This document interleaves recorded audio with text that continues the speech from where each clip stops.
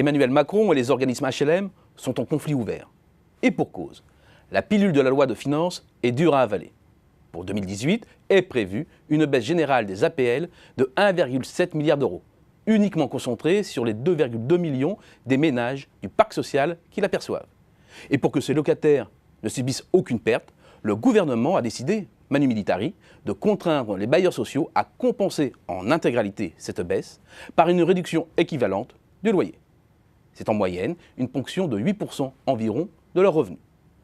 Le monde HLM est-il à ce point riche qu'il puisse supporter un tel prélèvement sans sourciller? Le président le pense et d'insister, dans le monde HLM, il y a des organismes qui ont de l'argent et qui ne le dépensent plus, qui ont construit une forme de rente.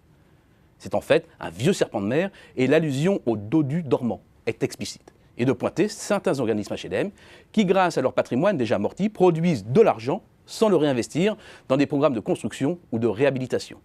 Il y aurait donc un trésor caché à aller chercher. Si l'on en croit la Cour des comptes, ce trésor existe bel et bien. Le secteur HLM réalise un chiffre d'affaires de 21,4 milliards d'euros pour des bénéfices de 3,3 milliards d'euros. Le calcul est simple, le taux de résultat net par rapport au chiffre d'affaires est de 15,4%. De quoi laisser pantois nombre d'entreprises. Il faut dire que les HLM ne paient pas l'impôt sur les sociétés. Un sacré avantage fiscal que les sages de la rue Combon ont chiffré à 1 milliard d'euros. Ce n'est d'ailleurs pas le seul coup de pouce fiscal dont bénéficient les organismes HLM. Exonération des taxes foncières sur les propriétés bâties, 0,7 milliard d'euros. Taux de TVA réduit, 2 milliards. L'enveloppe globale atteindrait 3,7 milliards d'euros. Et dans un référé de septembre 2017, la Cour soulignait que les organismes avaient accumulé des réserves supérieures à 30 milliards d'euros.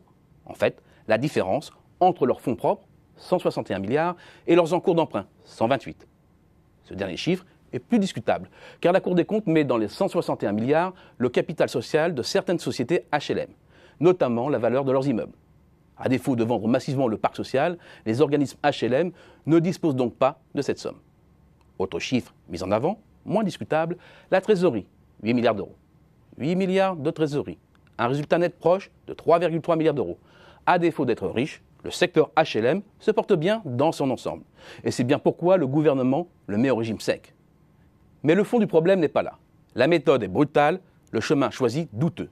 Car plus un organisme HLM fait du social, plus il a d'allocataires d'APL, plus il sera ponctionné au risque d'être fragilisé.